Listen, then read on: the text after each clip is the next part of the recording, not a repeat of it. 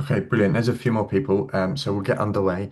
I just want to say thank you all for taking the time to join us this afternoon for the CAS 360 new features webinar for March. There are a couple of bits for us to go through today.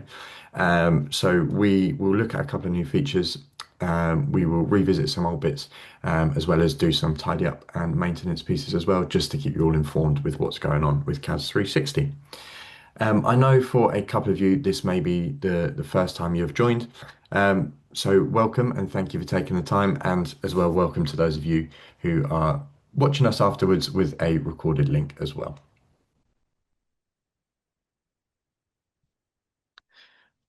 Just want to start by letting you all know it's officially been 1 year since we launched CAS 360 in the UK. So we wanted to say a big thank you to all of you who have taken the time and put some trust into us, with it being our first year. Hopefully, it's been a very successful one for you all, but there is a lot more to come in 2026. So, a lot of things to look forward to as we enter our second year in the UK. What's coming up today for our March webinar? I just wanted to start with a couple of Companies House updates. They've actually given us some information which is quite useful to share with you all. A rare occasion, I know. We also then have some status updates on some of the current fixes that are being waited on or ongoing. We'll let you know where all of those are in the process and how they might affect you as well. We then have a couple of new releases to run you through. Some really good ones actually, which are quite exciting, as well as a couple from last month, which we have had lots of questions on that I feel would be really good for us to revisit, just to kind of reinstate the knowledge that we've touched upon already and answer any questions that may have cropped up over the past couple of weeks.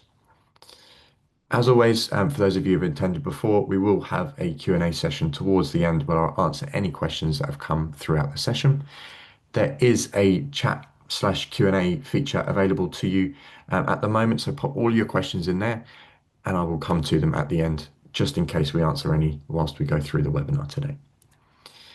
I know normally these last between 40 minutes and an hour. I'm hoping this one will be a little bit shorter. A lot of the new features aren't too heavy. They're quite easy to get to grips with and understand. So as we go through those, hopefully we can move through them quite quickly and give you some of your afternoon back as well.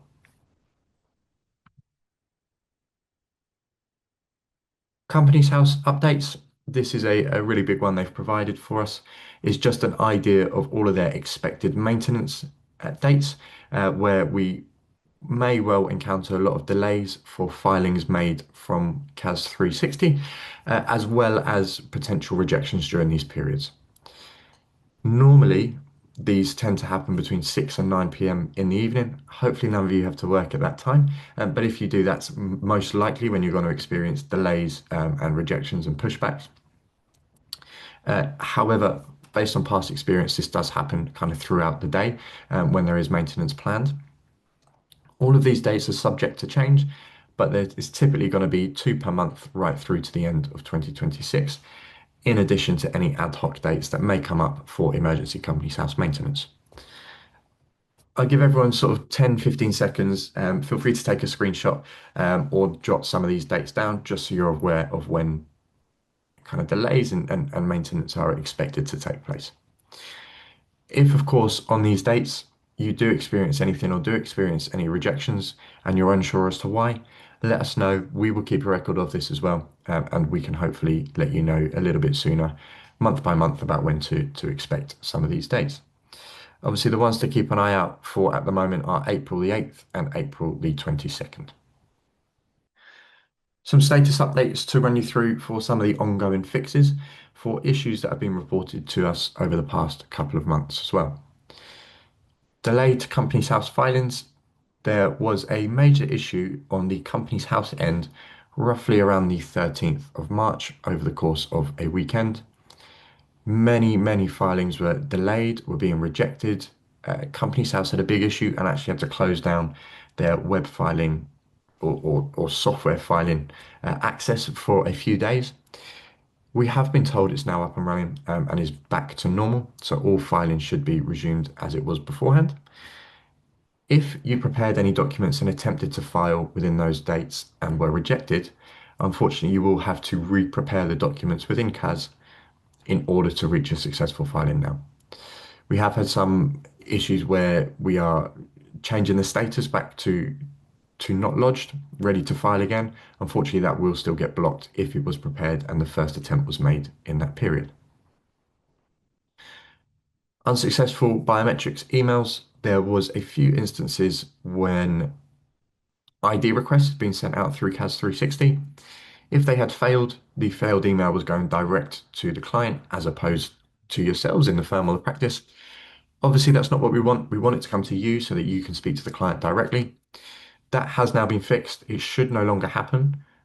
But if it does happen again, or your client says they received an unsuccessful email, please take a screenshot, forward it on to us, let us know, and we can make sure it continues to stay fixed as it is at the moment. Accounts filing alerts.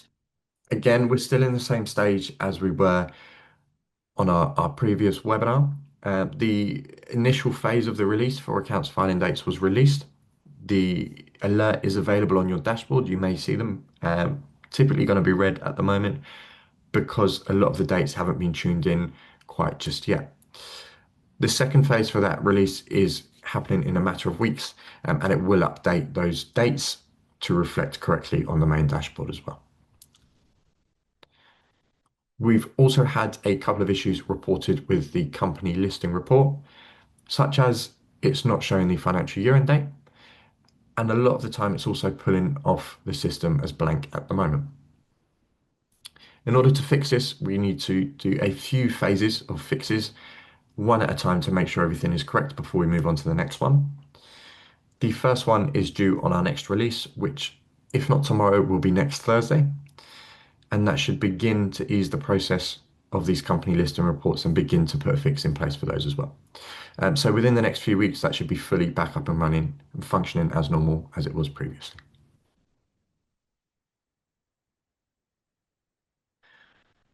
There have been some new releases for our first March update, first release to the software. One of them is a new smart emails feature, which will produce AI generated emails based on the documents that you are producing within CAS 360, tailored to your specific client and their needs. I'll run through some live examples of these, obviously, as we go through the webinar today. A series of new forms, NM forms for changing private company names, have been released to the software. We are planning to release loads of forms throughout 2026, new forms to be available. This is the first batch. I believe there are 4, again, which we will run into in just a moment, of which ones they are and how we can create those. There have been enhancements to the global contact screen, particularly for the user experience, to give you a bit more of a preference about how information is displayed and kind of make it a little bit easier for you to understand what's going on with an individual contact. Again, I'll show you how that works a little bit later in the session.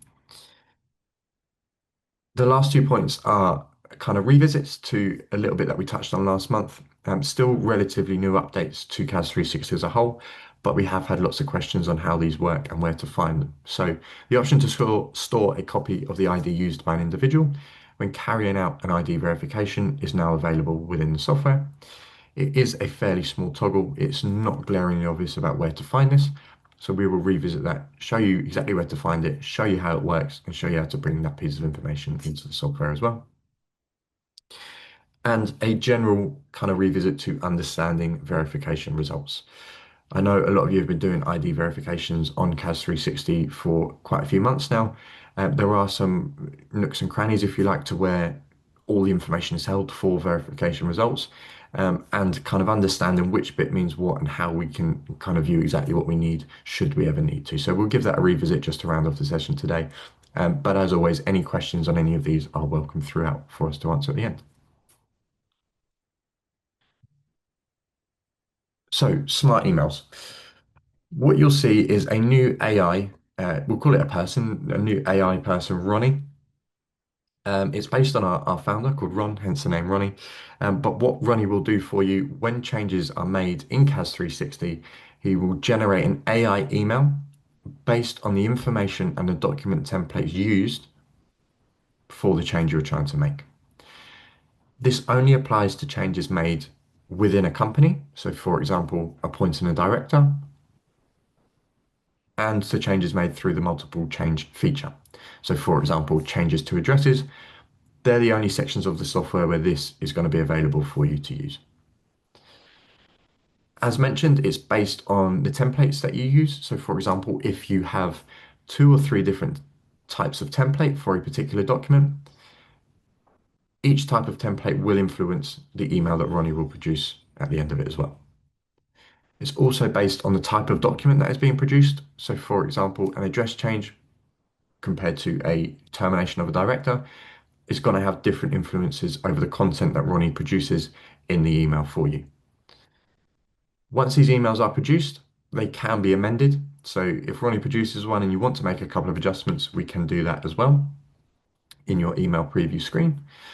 And the emails can be regenerated. So a little bit like some of you may be familiar with ChatGPT or Claude. If you're not happy with what AI Ronnie gives you, you can click on Write Smart Email again, which you see at the top in the purple banner, and it will produce a brand new one for you. The idea of this is to give you a couple of benefits in terms of saving you time, being specific to your client, and being very kind of reader friendly, if you will. The time saving element comes outside of those standard document templates that are pretty generic for all your clients. It saves you having to type in any client names or specific information that's involved in the documents. The AI will now do this for you, and it's reader friendly in the sense of the way it's displayed. So to give you an example, we have lots of firms or practices who use CAS whose clients aren't familiar with technology or following links or opening documents. It will give them a really clear layout of what's involved and why it's important for them to open it up and have a look. So I'll just give you a quick run through of exactly how it's going to work. From your main dashboard, you will search at the top for the company in question. Again, I'll just pause this here. This example is done within a company screen, so within a company change. The only other way these smart emails will be produced is changes made through the multiple change feature. So they're your two options. In this instance, I believe I did a termination for Billy Tate. So he's resigned. We give it a tick and prepare our forms as normal. You'll see that TMO1 has been produced. We would go through this stage as normal, but this time when we come to send all, and it's preparing our email, you'll now see at the top we have a very similar piece to the PowerPoint slide that lets Ronnie write a smarter client email. We'll click on the smart email. What this will do as it's loading is take all the information involved in our documents. It will take the current template that is being used, almost fuse them together, and it's going to produce us a really brand new smart email specific to the client that's really easy for them to understand the information that's involved. As you scroll down, you'll start to see it's added things like tables, it formatted it in bullet points and italics and bold letters, which makes it really clear for the client. And at this stage, you can click on the email at any point and make any changes to it as well. And that pretty much sums up the new Smart Emails feature. What I'll do just before we move on, I'll give you 15-20 seconds to put any questions you might have in the chat, and then we'll carry on as normal. The next new release for CAS 360 is a series of new forms. As mentioned earlier, we have lots of new forms coming to the platform throughout 2026, but this is going to be your first batch of new ones for the year. The NM forms for changing a private company name, we've added four of these. The NM01, 02, 04, and 06 are all available, and they will all follow the same process for production. The form that is needed is decided by CAS based on the information we input for the name change, which will become clear in just a moment when we do an example. So you won't need to worry about which form you might need. CAS will do the hard work for you. You just need to know where to go to plug the new information in. Same day lodgement will also be available before 3 p.m. UK time. That will only be kind of appear to you, should I say, when you go to lodge the document to Companies House or file the document to Companies House. So in your document screen, when you press lodge, you'll get a new pop-up for the NM documents specifically. If it's before 3 p.m., it will give you the option to toggle on a same day lodgement. The certificate of registrations for any new names is automatically retrieved by CAS 360. What this means is that it may not appear in your document pack originally, but you won't have to go and fetch it from Company's House. CAS 360 will look after that for you and bring it into the platform. Again, a short example on exactly how this is going to work. Similar to before, from the main dashboard, search for the company in question. You may have seen this feature already at the top for name registrations. At the minute, it's not had too much use apart from the current company name. But now, when you go to add name in green and select the change company name option, it will give you this pop-up here. Based on the information your client's given you or the request your client's given you, you can enter the new company name at the top. And as you click off, it will search the Company's House database and tell you whether that name is currently available or whether you need something else. The method of change that was just scrolled through very quickly there is what will influence the type of NM form that is produced by CAS 360. So for example, if you changed it from unconditional resolution to something else in the dropdown, it will affect the form that is produced when we prepare the documents. You can also select your resolution date and turn on the toggle if it has been approved by shareholders with over X amount of the voting rights. In this instance, it's over 75%. So once it's been approved, you turn it on, you select save and prepare. The process remains very kind of identical to all other documents within the system. This time it's produced an NMO1 for us, and you'll see that it's all pre-populated, ready to be filed with Company's House. As always with these forms, we're not actually submitting this form itself. This is a paper copy for both you and the client to see the information that is going to Company's House. So you may see things on here like the red box that was on page 2. Some of the pricing in there isn't quite accurate. That's because this is a paper copy of what's being filed to Company's House. So rest assured, this is just to show you what data is being sent across and to make it a little bit easier for your client to understand exactly what is being submitted to Company's House as well. From this point, the process of downloading or sending all and then lodging to Company's House remains exactly the same as all other documents within CAS 360. So no change to your process other than knowing where to go to find how to change the name.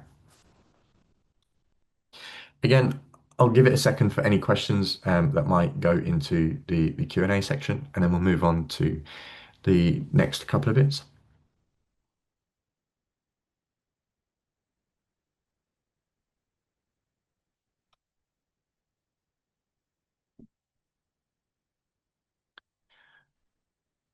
So we have also had some enhancements to our global contact screen on CAS 360. You may have noticed some of these already, but all of the almost profile pictures or symbols for the different types of contacts have all changed within CAS 360. The idea of this is to make it a little bit more obvious about what a company is, who an individual is, who your joint members are, just to make it a little bit clearer for you when flicking through the contacts page. The additional options for preference on the way information is displayed is also available to you once you click into a contact. So you'll see here I've clicked into Kylie Minogue's contact. On here, and in the top right corner, I've now got two different options which affect the way the information is displayed. The option on the left, so the four squares, will give you a series of tabs across the top to differentiate the types of different information held against this individual. For example, personal information contains names, birthdays, nationality, and contact details will contain things such as phone numbers, email addresses, and so on. If that's not your preference, you also have the option of flicking over to the list view, again using those buttons in the top right, and it will just display all of the information held against this individual in one big long list. Selecting either of these will not affect any of your other users. This is a kind of personal preference. So for example, if I turned it on, it wouldn't affect my colleague and vice versa. So me and my colleague could have it displayed two different ways and it won't affect anyone else in the firm. So you've kind of got full autonomy for your own personal preference with these. Again, quite a short one, this one, but any questions, fire them into the Q&A section and we'll come to those at the end.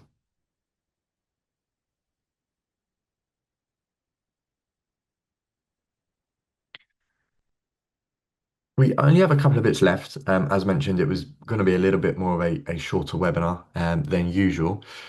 These bits we have touched upon before, but because of the number of questions we've had on them, and as well as the number of new clients we've had come on board recently, I thought it'd be really good for us to kind of revisit some of the key aspects of these changes.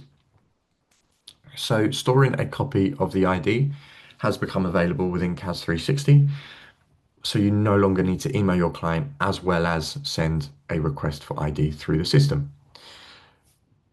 This time, when you go to request an ID from an individual, you choose your option using the toggles as normal, but as you scroll down, you'll see a new box for optional settings.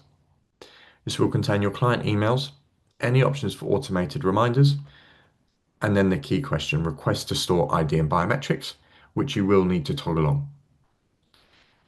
All this is asking is, do you want to ask the client if they give permission for you to keep a copy of their passport, the selfie, or a driving license, whatever it may be? I believe this is now a legal requirement based on the November changes, so it should save you a step, as mentioned just before, of emailing the client alongside sending an ID request out to them. You must toggle this on because if you don't, they will not get the option to share that selfie or that copy of the passport with you.